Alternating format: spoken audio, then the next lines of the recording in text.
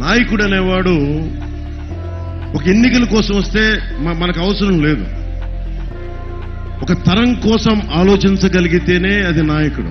వంగపండు గారిని అడిగానండి, రచయిత, ఎందుకన్నా నువ్వు ఇంత ఉద్యమకారుడిగా అయ్యావు, ఎందుకు గజ్జె కడతావంటే,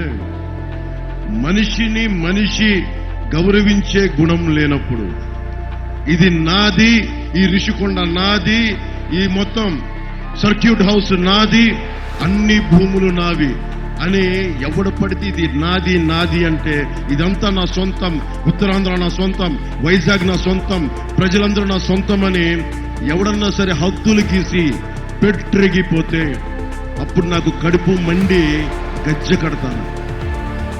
కడుపు మండిన వాడే గజ్జె కడతాడు. ఎందుకు చెప్తున్నానంటే మీ భవిష్యత్తు ఇది, మీ భవిష్యత్తు ఇది.